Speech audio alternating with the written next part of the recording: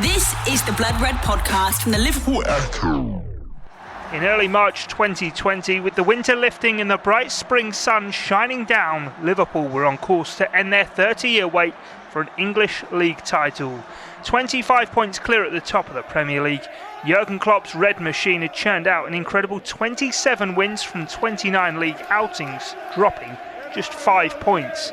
These were unprecedented times.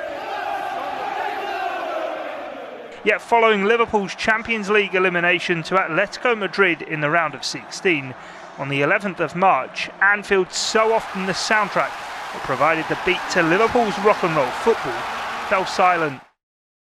I'm Guy Clarke, and here on the Blood Red channel we take a look back on the last 12 months as Anfield lay empty to explore the impact the coronavirus has had. The impact on the pitch? Of course, we miss them. So we miss them much, and especially as Liverpool, of course, we miss them because we have the most special atmosphere probably in the world of football. On the fans, I felt my responsibility as someone who was a season ticket holder in the Kop. I felt that I was playing my part. I felt that I'd been on this journey. I felt that it wasn't those 11 lads on the pitch. I felt like it was all of us together. Those covering games. It's very, very streamlined, very kind of sterile almost. How football has shown itself to stand for more than just the 90 minutes. To not see your friends, not see your mates, not go to the pub, not do the normal things, match day routines, has been incredibly hard. And the financial toll left behind. There were plenty saying that they shouldn't and null and void the season, but reality is that it would have been catastrophic. The Blood Red podcast from the Liverpool Echo.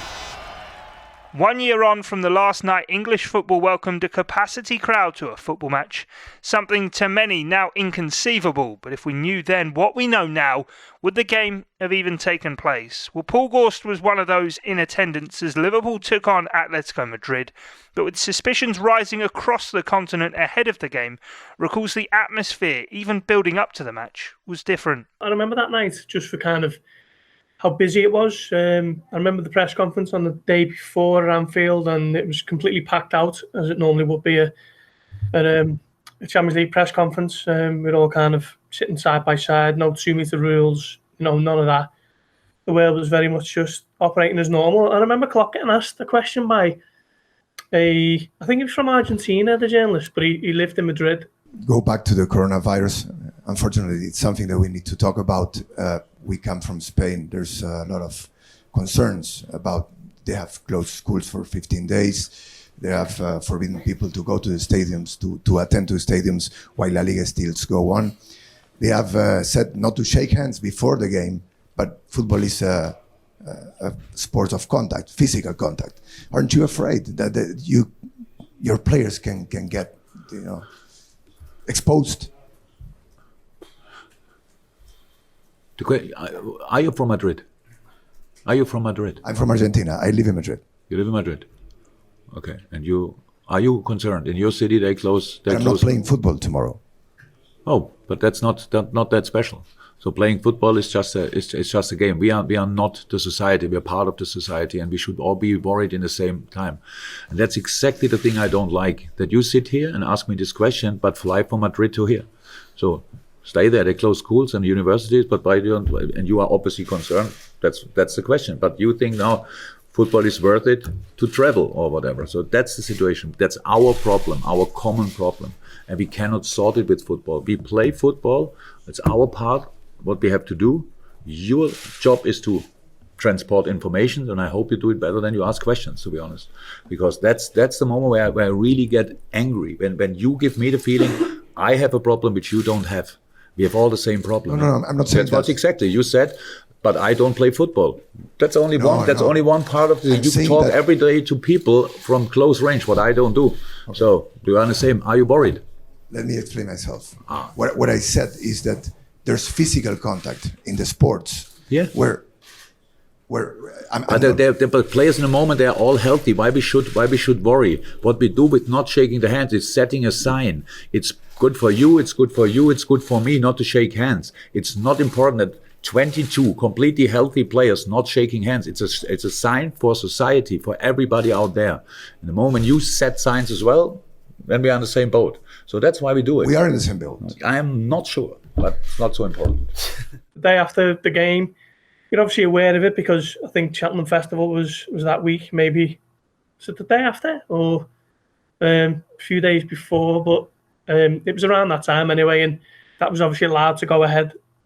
So you're aware of it, but you're just thinking if the powers that be are saying it's all fine, then who are you to question it? You're just cracking on with what you've got to do, and you're thinking of you covering the game, little angles and bits that you might kind of find a way into your piece. It's just all normal standard fare. And I think what made it even more crazy when you think of maybe six weeks on was the fact that Madrid was the epicenter of the virus at the time, wasn't it, in Europe? Joe Blott, chair of the Spirit of Shankly supporters group 2, had his concerns and remembers events building up to the game with 3,000 supporters from Madrid set to descend on Liverpool. We played Bournemouth before the Madrid game, and we spoke to the club on the Friday before the game, and they were following good government guidelines about whether the match should go ahead or not. And then it was just like simply wash your hands and use some hand sanitizer, and then come the Tuesday before the game, Madrid had become the epicenter of the pandemic in Europe. And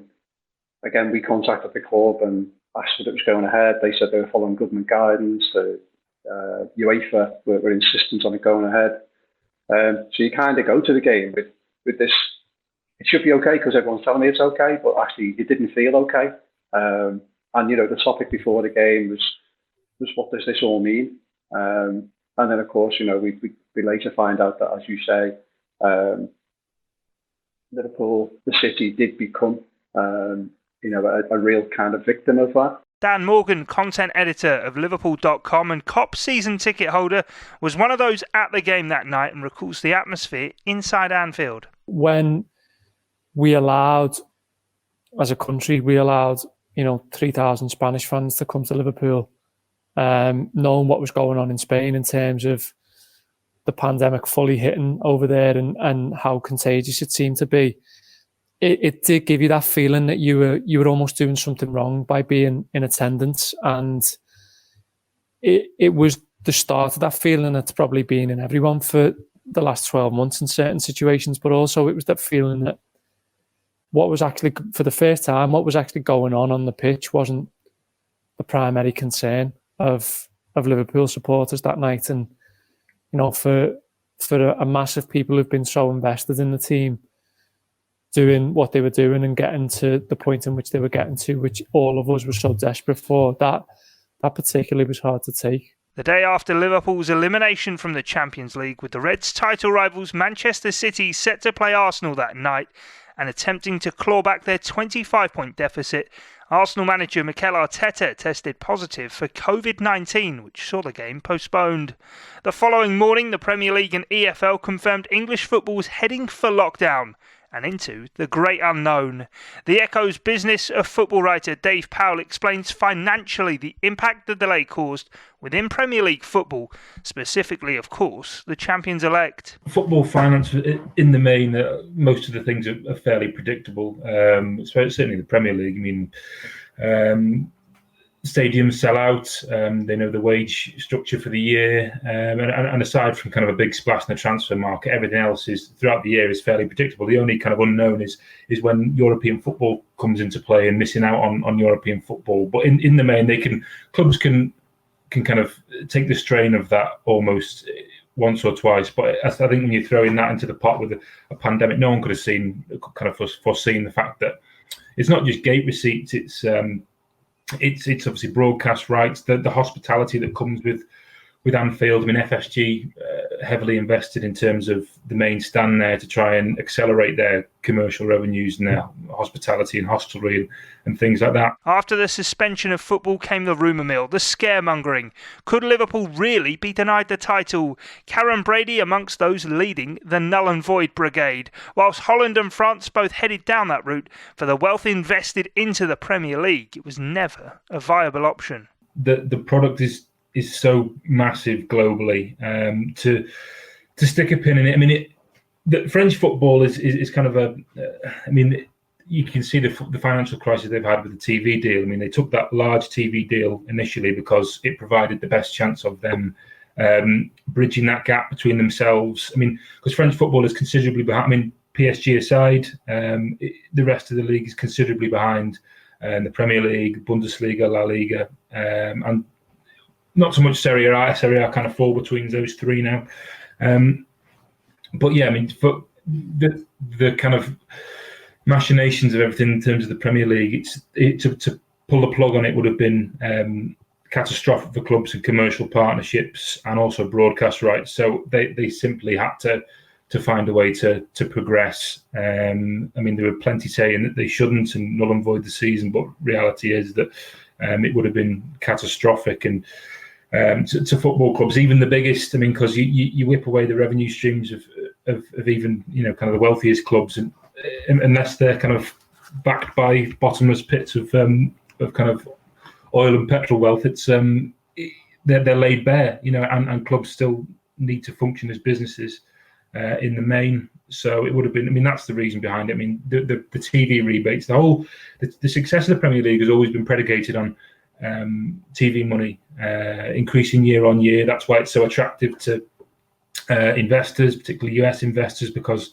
they kind of just ride the growth of the sport. And the returns have been fantastic in terms of the interest level grows, marketability grows, and TV revenues have steadily grown. I mean, it's kind of plateaued past couple of years, but people have been heralding the end of the bubble being burst for as long as I can remember now. And while this is probably the closest it's going to come to being burst, I don't think it will. I think it'll steady itself eventually and kind of move forward, because people just, you know, they want the content and they crave it, and the Premier League knows that, and that's why they have to keep the product going. It's like Netflix kind of cancelling all their shows and everything, and just being left with kind of a void. You know, that's effectively what would have happened to the Premier League.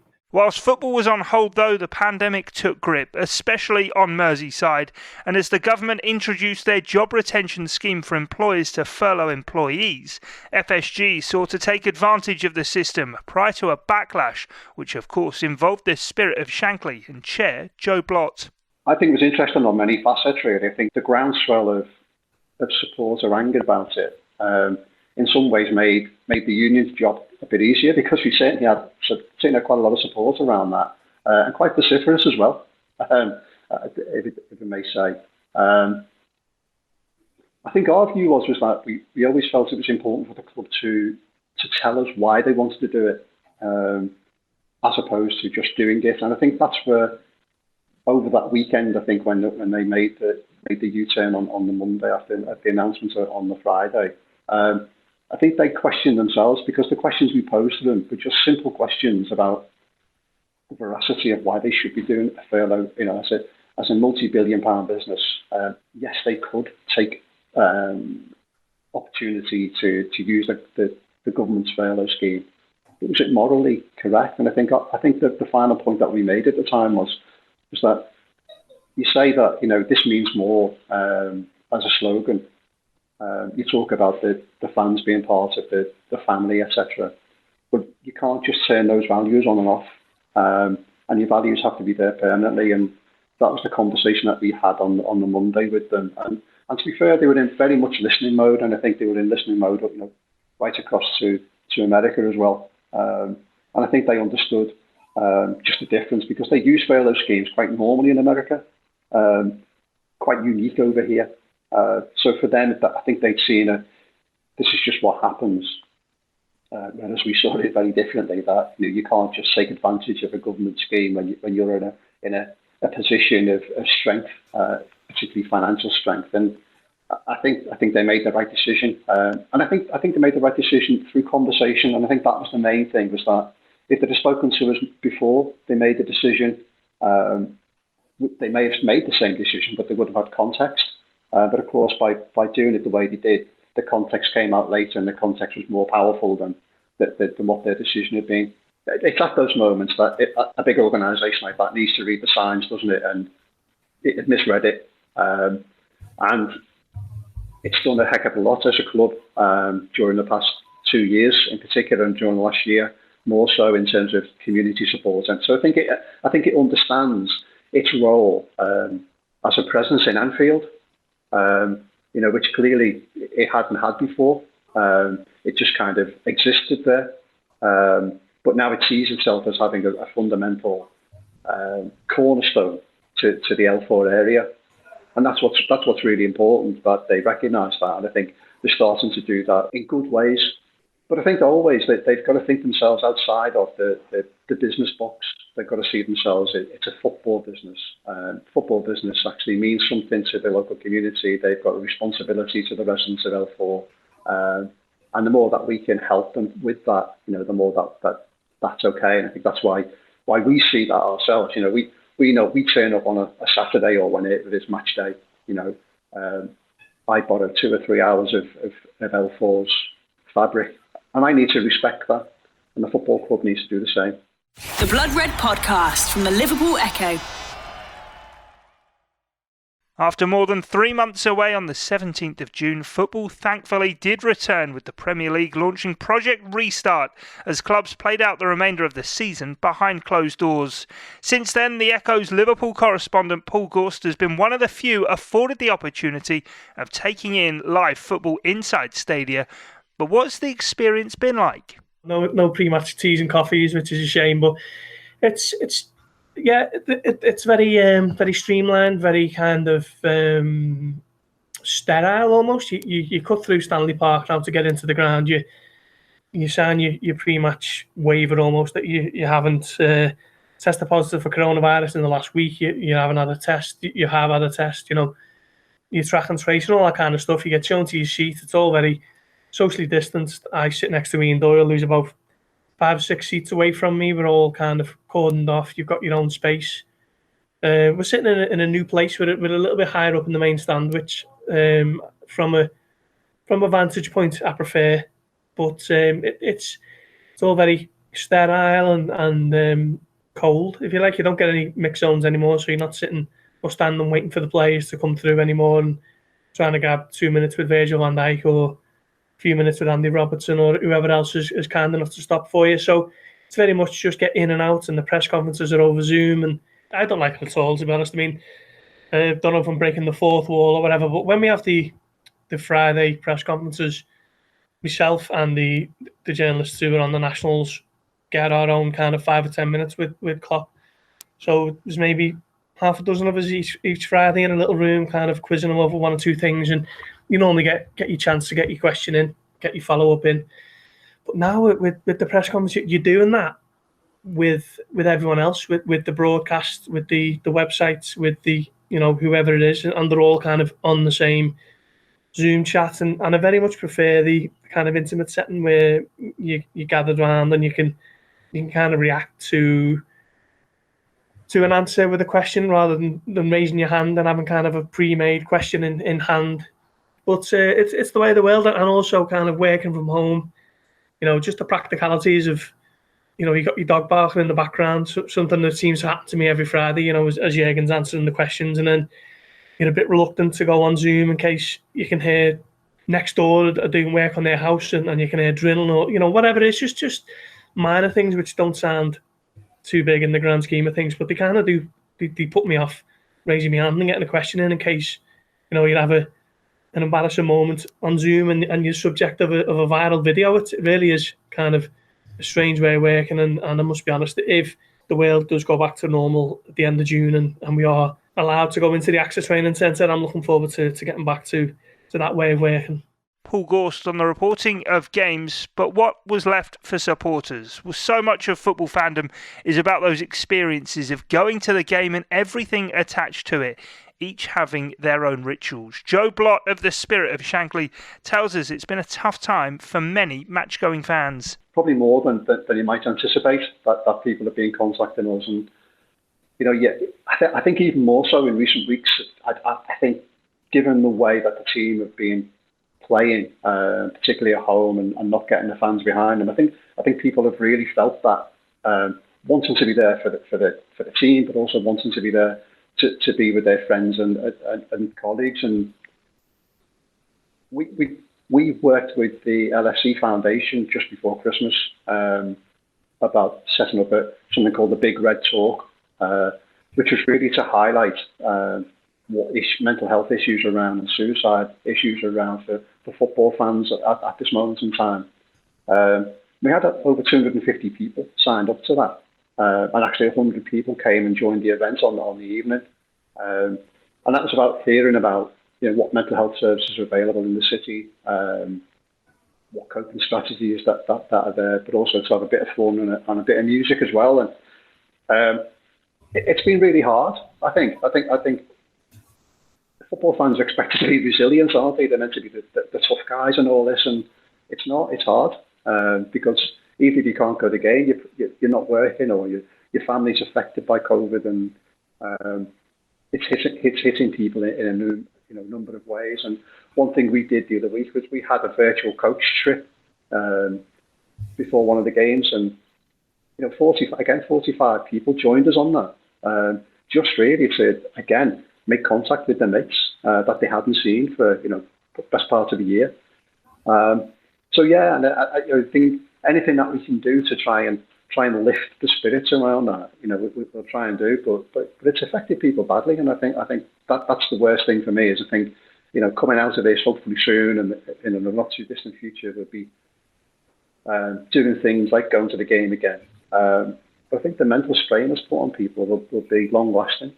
I think football is great, and I think a year ago somebody said to you, you're going to watch wall-to-wall football on TV. You just said, fantastic, this is the way it should be, but people are just missing the camaraderie, going to the pub before the game. As I say before, the match day routine. Match day routine is like, getting up, thinking about who's going to be playing, then having a chat with your mates about who's going to be playing, who shouldn't be playing, then getting the team news an hour before, moaning about the team news or celebrating the team news an hour before. If that's all gone, and you're kind of switching the telly on at 5 minutes before the game now, just to watch the game, and as soon as the game's over, sort of leaving it. I think for anyone who watches TV, because that's the only way they can watch football, then it's probably great to follow your team that way because you'll be used to that. But I think for a match-going fan, that lack of contact, that lack of social contact, that lack of just banter and say friendly banter even with the opposition fans, just makes your day. It's an event, and that's gone. And I think we desperately need that back, really, to give people a lift around football being what it should be, which is actually bringing people together. But deeper than that, what about when you've waited 30 years to see your side lift the league title, been the butt of jokes, seen hopes dashed before the building of a team of a generation? Where it was really hard to take for me was that if Jurgen Klopp wasn't in charge of Liverpool, then I could have taken it a lot easier. I think for what this manager's done and the way in which he has told every one of us, especially us lucky enough to go the game, that we have a huge responsibility here to play a part in this being the success that it has been. We have to play our best game. Everybody in the stadium has to be in absolutely top shape. The guys who sell the hot dogs has to be in a top shape. So everybody has to be from the first second when come early in the stadium, go inside, nothing to do outside, wait for the team, for the warming up, be there, all that stuff. That's what I wish for. At that point, to say we bought into it was an understatement. And I felt my responsibility as someone who was a season ticket holder in the Kop. I felt that I was playing my part. I felt that I'd been on this journey. I felt that it wasn't those 11 lads on the pitch. I felt like it was all of us together, and we were all doing it. And to have that taken away from us, I always think at the end of the season, the players got a medal, but we didn't get our medal. And our medal was seeing them lifted in person. And our medal was being at Anfield that night and inside that stadium. We didn't get our medal for the part we played, and we played as a collective an incredible part. And I think it coincides with what's happened to the team's form.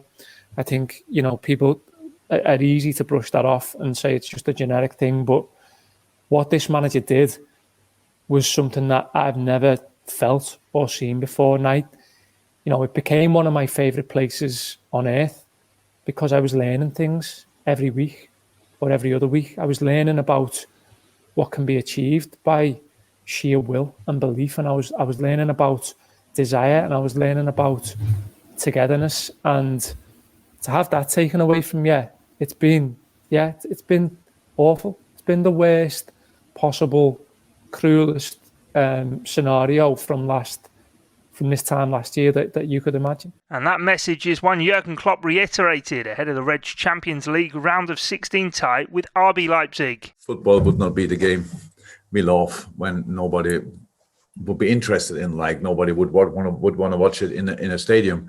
So yes, of course we miss them. So we miss them much, and especially as Liverpool, of course we miss them because we have the most special atmosphere probably in the world of football. So that's clear that it makes a massive difference. It's no excuse for anything. So we deal really well with it, playing without supporters. But in difficult times, obviously, then that can be really helpful, especially. And so yes, I can't wait for the day when people are allowed again to go to the stadium.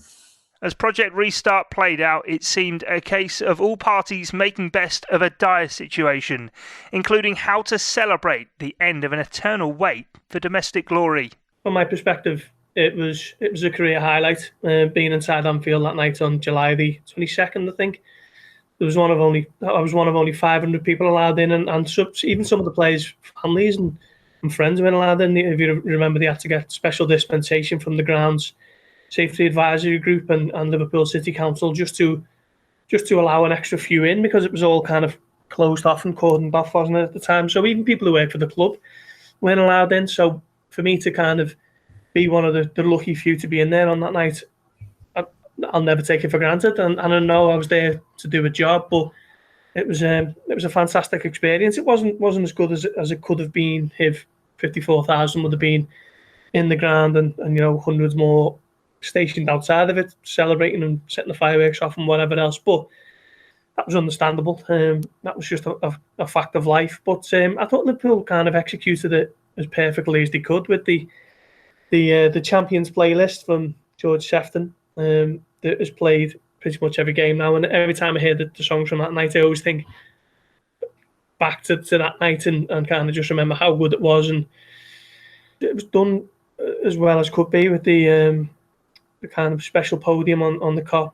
But I think the feeling was at the time that Liverpool are going to go again, and the kind of determining factor for this season was to be having that celebration again with the supporters. And okay, hasn't turned out anywhere near like that, has it? But hopefully next season that will still kind of be the overriding emotion for Liverpool fans, to make sure that they can celebrate a 20th league title with the supporters inside Anfield, because there's no doubt that while the real world got in the way and it was much more serious things to be contemplating at that time, it was quite sad that wasn't able to happen. A title won and hoisted into Liverpool's night sky. But what was the psychological impact? There's been no coronation, no bus parade, no adulation on the streets of the city. I think something flips in this team when they turn on that bus with the Champions League trophy onto the Strand, onto the pierhead that day. I think the minute they get onto that stretch of road, the realisation of Liverpool hits them like a ton of bricks. Every one of them. Even James Milner, who's been around and won everything with Man City apart from that cup. It hits every single one of them in the face of what this club is and what it means and what it's like to win for this club. What your name means to people when you give them that joy and that success. And I think that bus ride along Liverpool's pierhead made every one of them say to themselves, we'll have a bit more of this, please. We'll have some more of this. And there's only... To do that, you have to have everything right. You have to have the supporters there, and you have to feel that you've done it for them. You have to feel their joy. You have to feel their overriding emotion, because this is an emotional club. It's an emotional concept. It's why people from all over the world buy into it. It's why players buy into it. It's why managers buy into it. And to ask the players to do that without that presence, in many senses, it takes away the whole object.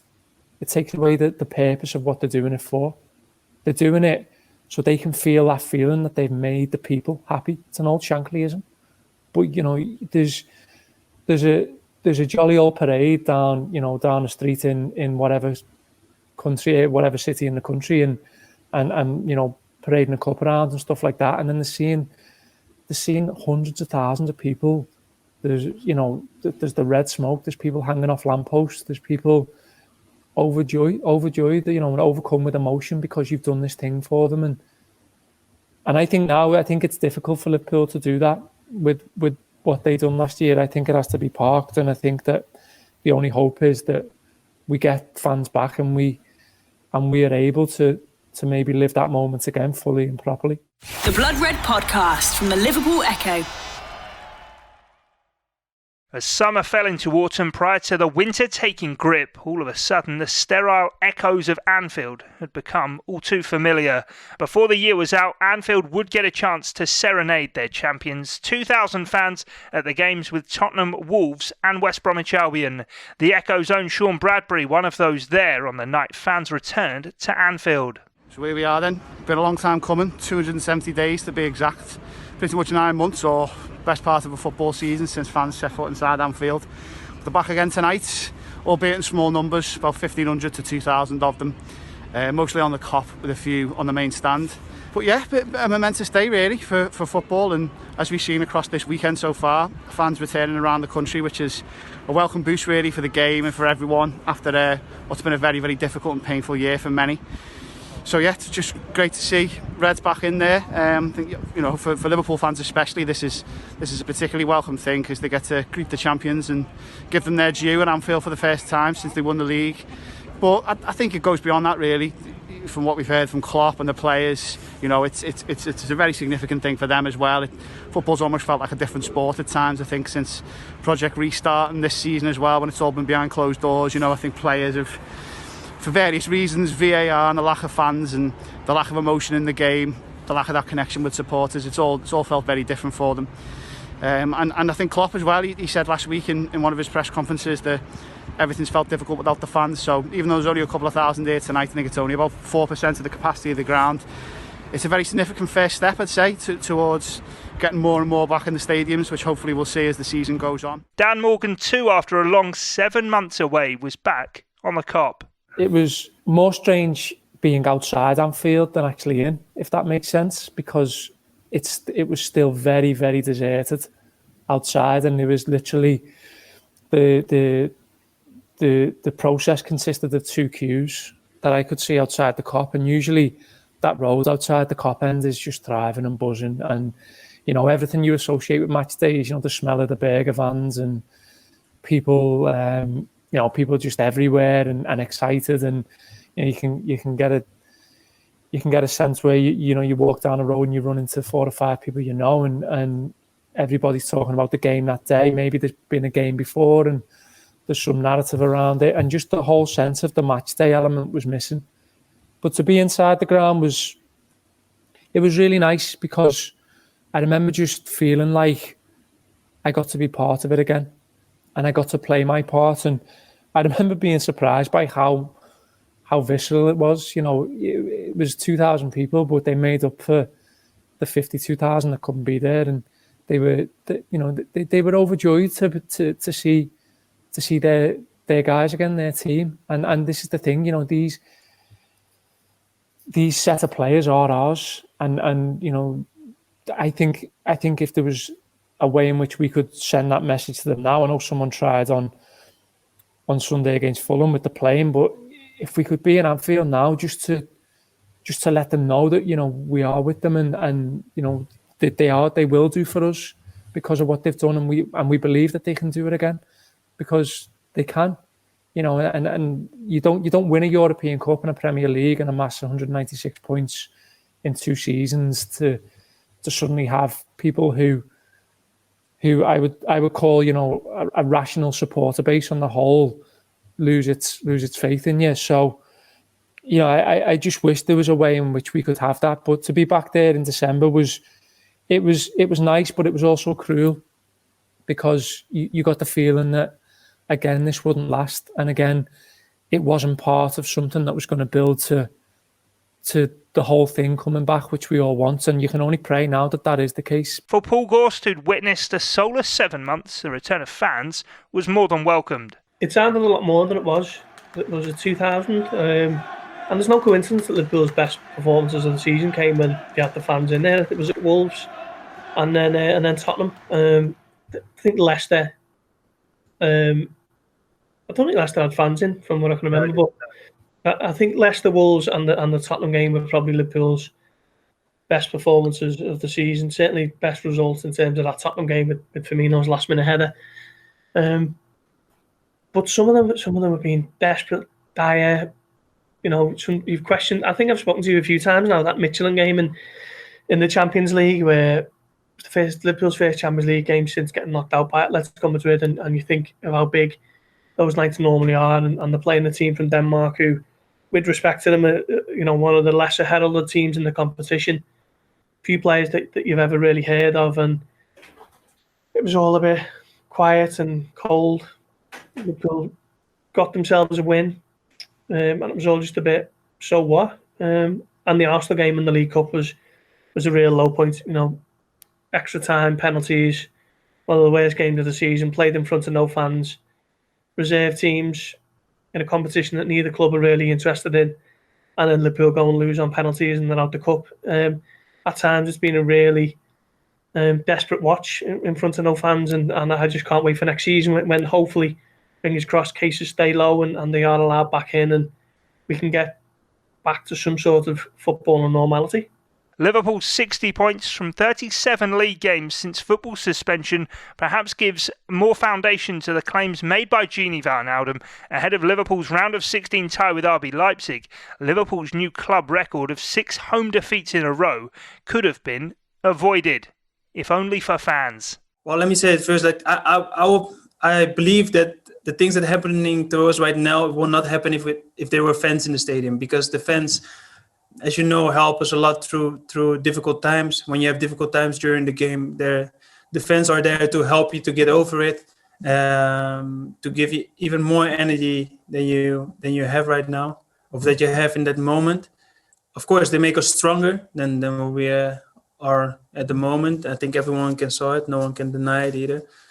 But I don't know if I think we can do better. Even without fans in the stadium, but I'm sure, and I think everyone with me, that the situation we are in right now will not happen if fans were in the stadium. With hope maybe on the horizon now, though, what does the future hold? Returning to 54,000 fans may seem a daunting prospect. One Joe Blott says the spirit of Shankly are ready to deal with. I think people will be fearful about just going to the game per se, whether it's a crowd issue or whether it's just a safety issue from their own well-being. In terms of the work we're doing, I mean, whilst they've kind of been one-off events, what we're trying to do is trying to build a legacy here. So we've put a programme aside really to begin a challenge, again with the foundation, to build up a network now of support mechanisms. We want to set up coffee mornings. We're talking about having match day chats. We're talking about raising profile at forthcoming games when we can get back in the ground.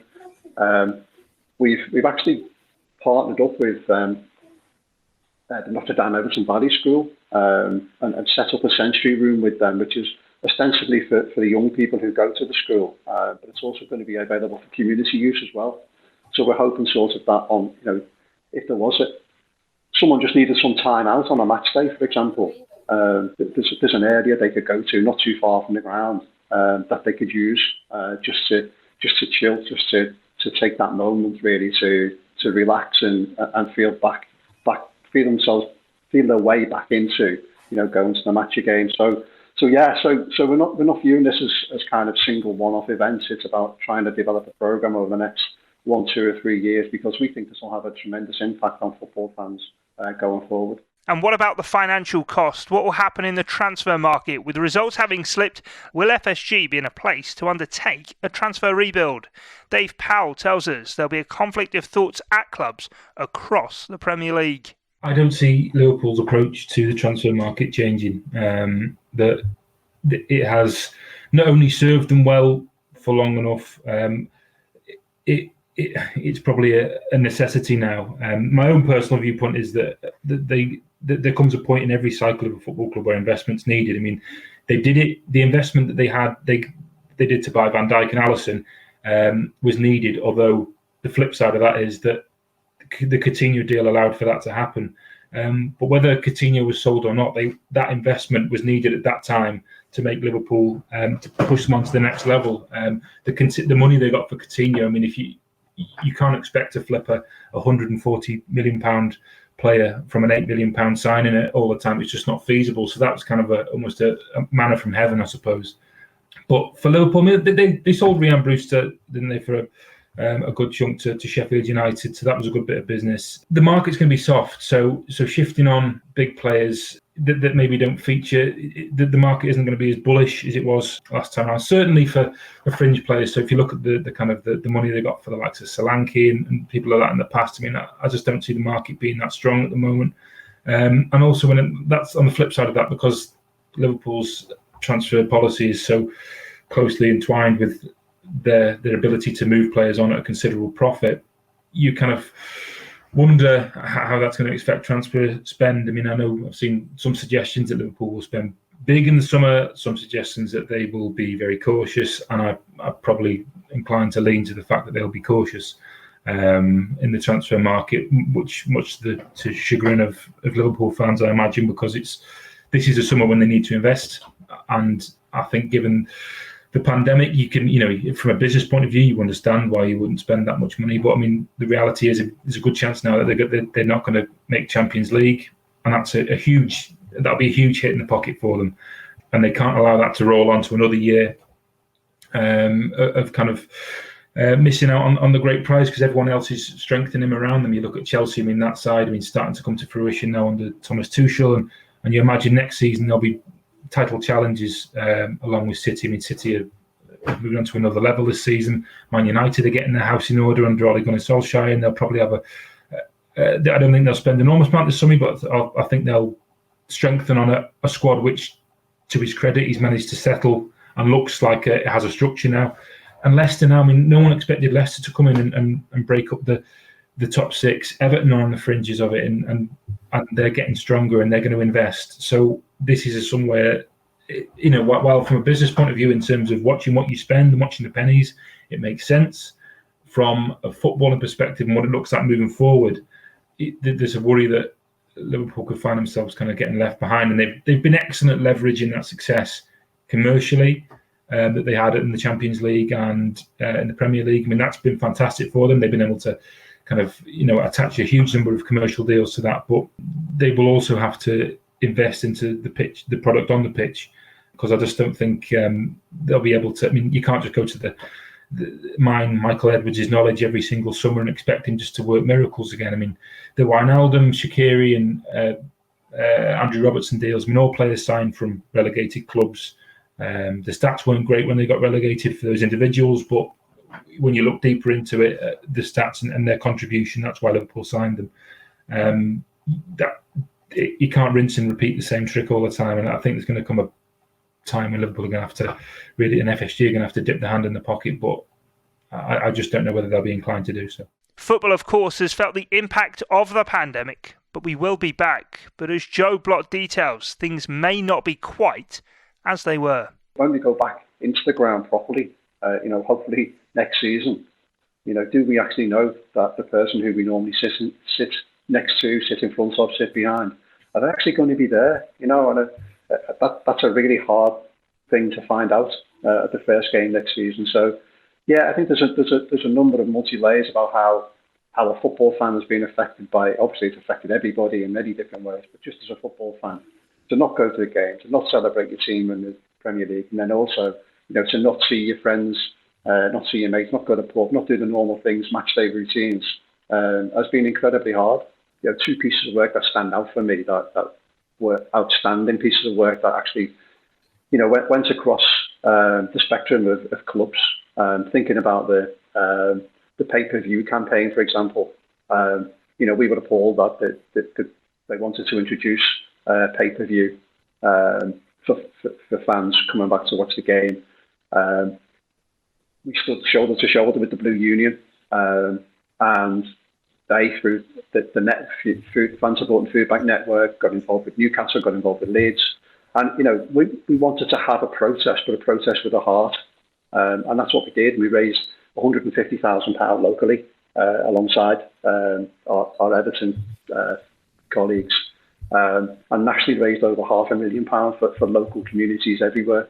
So I think that's that mobilisation. You have to do it differently, but actually football fans have always been a force for good. But sometimes people don't see that as a collective spirit, but actually unified behind the football fan is a huge network, like you said, around that. And the second one for me that stood out was I just think football fans seeing that they have a role in community life per se. And you think about the scandal of the lack of PPE equipment this time last year. One of our committee members was a head teacher. It was obviously the school was closed. They started making equipment, and they made over 140,000 items of PPE equipment. We contributed to that financially. We did the Laps for Lives runs with some football celebs and ourselves, and that's that community spirit again. And again, that was with Everton fans as well. So this was Liverpool coming together to do something for the community. So it's that mix of social responsibility, political responsibility, but football is binding that together. And I think that's what sometimes people forget, that they see that football fans go in, follow the football club and come out again. They don't actually see a far richer tapestry that makes the whole world hopefully an improved place. And hopefully that's what our name says. It's the spirit of Shankly. We know what kind of socialism that he wanted in terms of people working together for the collective good. And hopefully we've been able to demonstrate that through the COVID crisis.